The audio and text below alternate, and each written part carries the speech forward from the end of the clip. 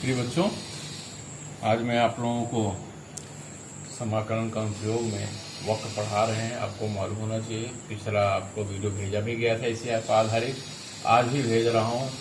एक दो सवाल एक लीजिए और लगा लीजिए।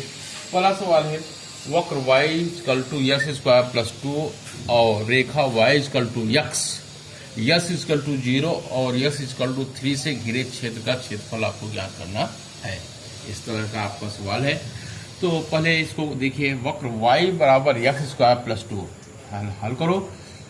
वक्र है y equal to x square plus 2, या इसको लिख सकते हो x square equal to y minus 2। ये किस टाइप का हो गया? X square equal to 4ay type का हो गया। इसका मतलब वक्र यानी परवलय जो बनेगा वो ऊपर की तरफ होगा। तो देख लीजिए, ये बनाते हैं, ये इस तरफ यक्स पर ऊपर की तरफ होगा। अब देखिए, यक्स इक्वल टू 0, अगर हम इसमें यक्स इक्वल टू 0 तो y इक्वल टू 2, यानी आपको जो बिंदु मिल गया 0 और 2, वक्र की बात कर रहा हूँ, तो कर दो 0 यक्स 0 y मान लो दो ये है, तो बना दो। चूंकि y x square equal to y minus 2 है, इसलिए इस पर बनेगा ऊपर की तरफ, तो बना लीजिए।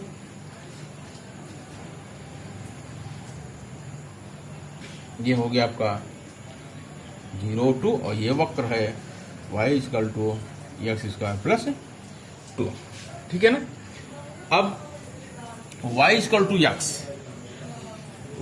यक्स रेखा है, रेखा y इक्वल टू यक्स की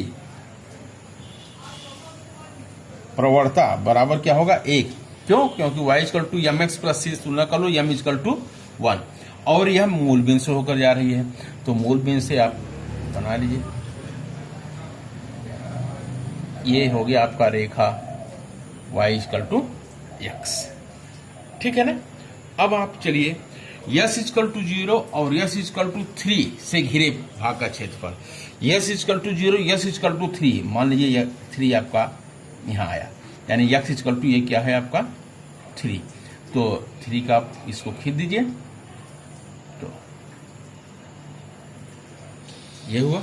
ठीक है ना। क्षेत्रफल ज्ञात करना है। कौन सा क्षेत्रफल? रेखा और वक्र का क्षेत्रफल घिरे, यानी ये आपको क्षेत्रफल क्या करना है? ज्ञात करना है। ठीक है ना। अब नाम दे दीजिए, O A B C D। ठीक। अब हमको इस भाग का क्षेत्रफल ज्ञात करना है, तो लिखिए, घिरे भाग का क्षेत्रफल बराबर O A B C D O का क्षेत्रफल, O A B C D O का क्षेत्रफल माइनस इस भाग का निकालना है, इस भाग को हटाए, minus O A B O का क्षेत्रफल। ठीक है ना। यानी O A B C D O का क्षेत्रफल निकालने के बाद उसमें से घटा देंगे O A B O का क्षेत्रफल। ठीक है ना। अब देखिए, O A B C D O का क्षेत्रफल, यह इक्वल टू 3, 0 से 3, यानी 0 to 3, ये क्या है? वक्र है, यानी x square plus 2 dx minus O A B O का क्षेत्रफल 0 to 3, y equal to x रेखा है, यानी यक्स dx। ठीक है, ये देख लीजिए। अब इसको हल करना है। ठीक है ना। हल कर लीजिए इसको।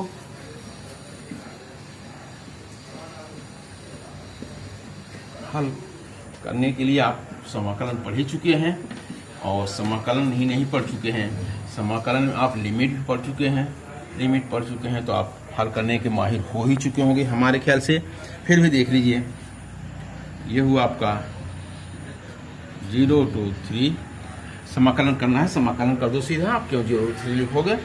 एक्स स्क्वायर समाकलन x³ plus 2x 0 to 3 minus इसका क्या हो जाएगा x² बाई 2 0 to 3, ठीक है ना। अब ये हो गया अपर लिमिट, क्या 3 रखो, 3 3 9 27/3 प्लस 3 दूना 6 माइनस 0 रखोगे तो ये भी 0 ये भी 0, ठीक है ना।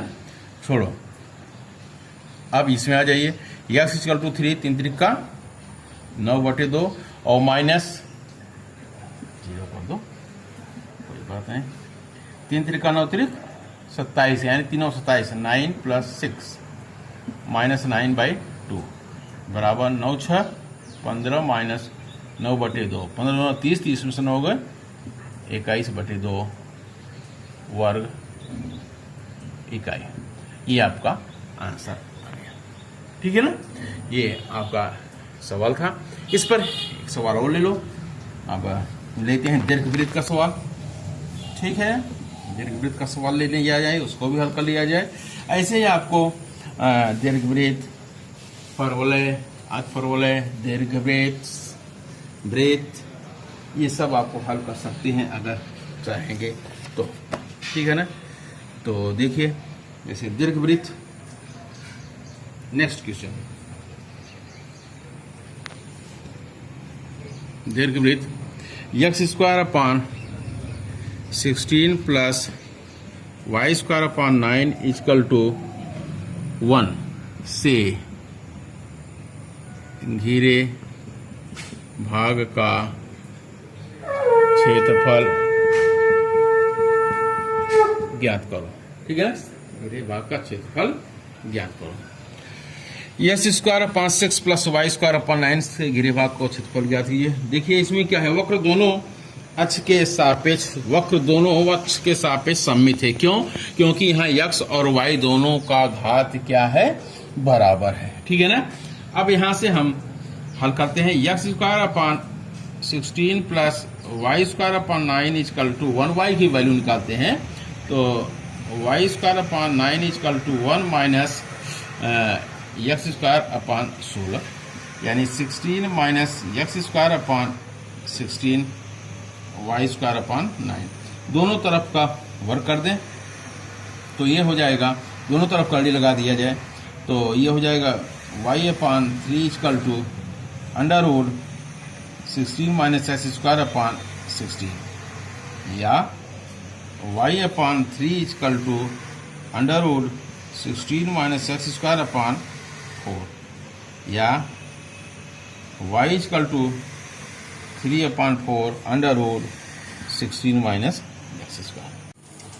तो यहाँ से y वैल्यू क्या आ गई, 3/4 अंडर रूट 16 माइनस x²। अब देखो लिमिट रखो, इसमें x इक्वल टू 0 तो y इक्वल टू क्या आ जाएगा, प्लस माइनस 3, यानी जो बिंदु मिला वो क्या मिला, 0 3 एंड 0 माइनस 3, ठीक है ना।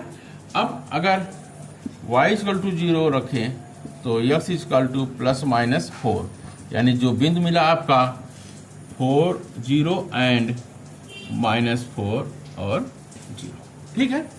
अब देखिए प्लॉट कर दो x और y, ठीक है ना। इस पर क्या चलेंगे जी, x पर इक्वल टू 4 चलेंगे तो ये हो जाएगा मान लो 4 0, ये क्या हो जाएगा माइनस 4 0, ये क्या हो जाएगा 0 3, ये क्या हो जाएगा 0 माइनस 3, ठीक है ना। ये इक्वल टू 4 चले। अब आप ग्राफ प्लॉट कर दीजिए, ग्राफ प्लॉट कर लीजिए आप।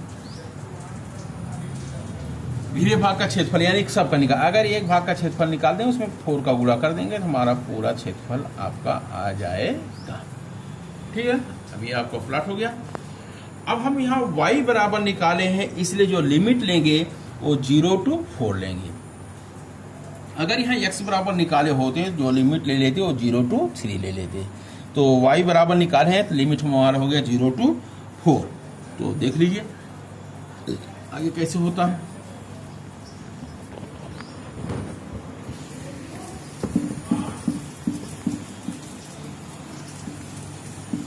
अतः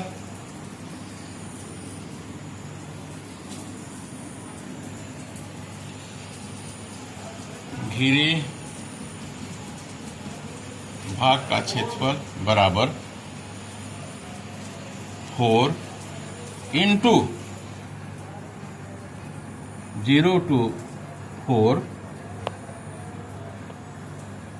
3/4 under root 16 minus x square into dx। ठीक है, अब हम फिगर मिटा दे रहा हूँ। इसके बाद इसी को अब क्या कर लेना है, हल कर लेना है। हल करने के बाद जो आ जाएगा वही हमारा क्या हो जाएगा, आंसर। ठीक है, तो हल कर लिया जाए। ये हुआ 4 हल कर लिए इंटू 3/4 बाहर कर लो 0 to 4 under root 16 minus x square into dx। 4 से कैंसिल हो गया 3 0 to 4 under root 16 minus x square into dx या 3। अब इसका आपका समाकलन ये हो जाएगा आपका x/2 under root 16 minus x square plus 16/2 sine inverse x/4